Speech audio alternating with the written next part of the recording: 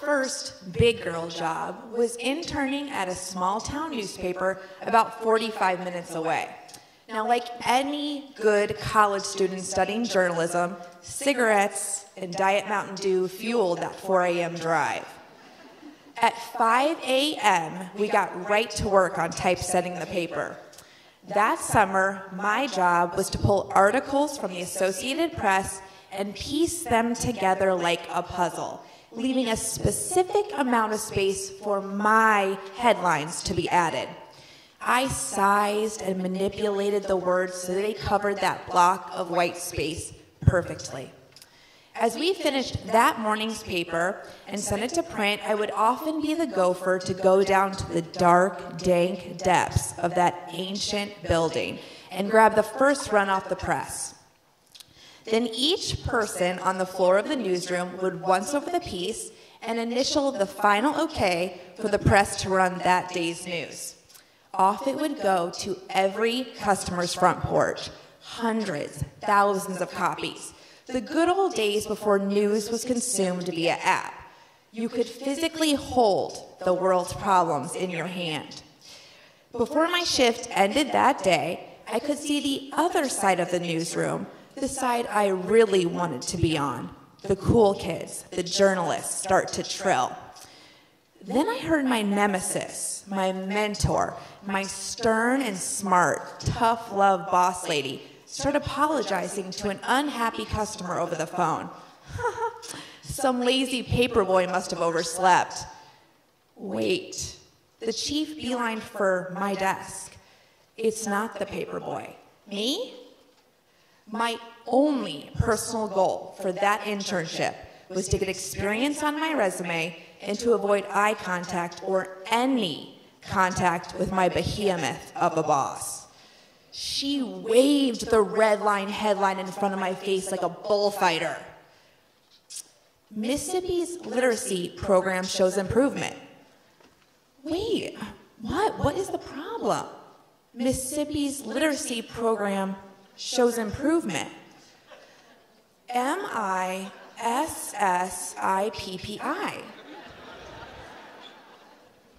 M-I-S-S-I-P-P-I-F-U-C-K. My worst fear realized. I made a mistake. I am flawed. I'm imperfect. And now everybody knows. I was always a perfectionist who colored inside the lines. I labeled my Scotch tape, tape.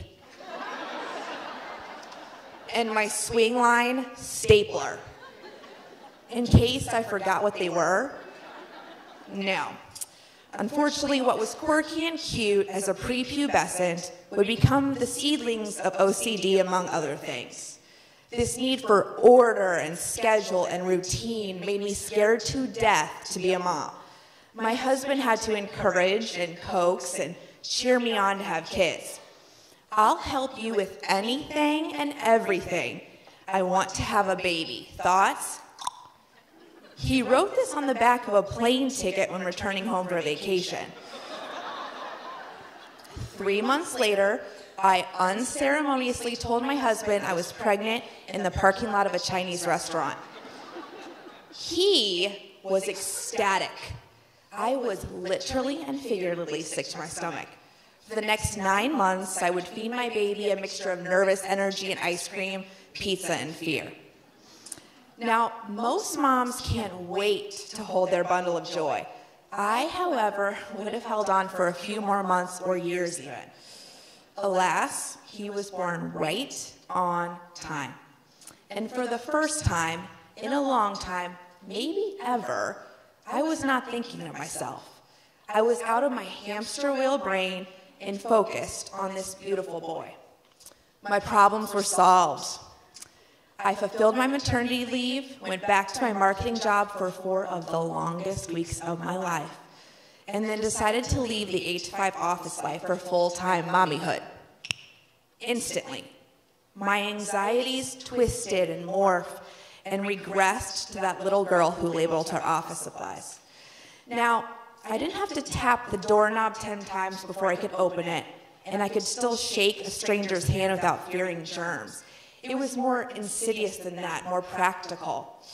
I cleaned and made lists and spent every waking moment craving and creating order in a situation where control and orders were anomalies. We all know babies don't sleep.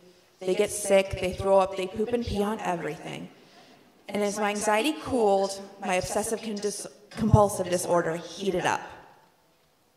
I would breastfeed and write and rewrite and edit pages and pages of lists containing virtually nothing of importance or worth. Mind-numbing minutia. I would will my son to sleep so I could back to tasks. Productivity. Do, Emily. Go, Emily. Jog in place, Emily. Cleaning the baseboards around our house inch by inch on my hands and knees. Detailing the toilet with a toothbrush and bleach. Removing the floor vents and vacuuming them if I caught dust going in them when the sun came through the blinds just right. Dim lights and sunglasses helped filter out what I didn't want to see. If I caught a glimpse of the imperfect, I would have to stop what I was doing, disengage from my baby, and clean it, act on it. Fingerprints on sliding doors or chipped paint would be enough to put me in a tailspin of cleaning, recleaning, cleaning, walking away, thinking about what I could have done better than during the cleaning regimen, and then going back, doing the process slightly different all over again until my disorder was satisfied and quieted. And sometimes my baby cried in the background. What am I doing? I hate myself. I went through garbage bags full of paper towels in a day. I used so many Clorox wipes that my fingers became cracked and raw. Even so, I added one more baby on my mommy resume.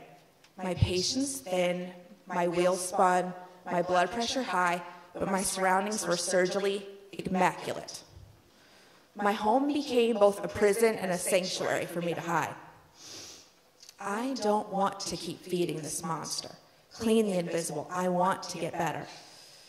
My husband white knuckles a steering wheel while waiting in the car for me to finish wiping the garage floor clean from rain. We are going to be late again. What appears to be beautiful order from the outside is actually a sterile bubble I have created that only gives my family unrealistic expectations of the real world. My oldest son tells his piano teacher that her bathroom is dirty, while my youngest doesn't want his shoes to touch mud, so he tiptoes around. After so many years of all work and no play, I break. I call the doctor. I am trying here. It's hard to articulate your debilitating issue when it has been downgraded to a common term used when straightening up the playroom on a quiet Sunday afternoon. And as time flies, my kids entered school and some freedom started to come back. I started to reflect on what I wanted. What was I good at? What did I love to do before pieces of me were given to raising these little babies into little men? Could I live the next decade PTAing, cooking, cleaning, gardening, organizing, and be okay with that? Obsessing and perfecting? Would that fulfill me enough to be happy, or do I need more? When I stripped this internal dialogue down, I realized that I loved asking questions, interviewing, curiosity of the human condition, and the HyperLocals podcast was born. It's my third baby and another distraction to quiet the disorder. So today, as I look in the rearview mirror of dirty diapers and stained onesies, sleepless nights and a calendar full of playdates, and look forward to deadlines and the adrenaline that comes with creating something other than Play-Doh and puzzles, I'm reminded of those early days at that small town newspaper. In fact, I'll never, unfortunately, ever forget that first job or that painful headline, as it lives in infamy to this day. See, a few months after the incident, late nights Jay Leno would hold up. Yeah, I know. Okay. a piece of cardstock with my headline expertly affixed to it in his popular headline segment. The headline would also be forwarded to millions in the body of emails with the subject line, "Dumbest headlines ever." Thanks for listening to my dirty little secret tonight, now not so dirty and not so secret. And I will never, ever misspell Mississippi again. Who's with me?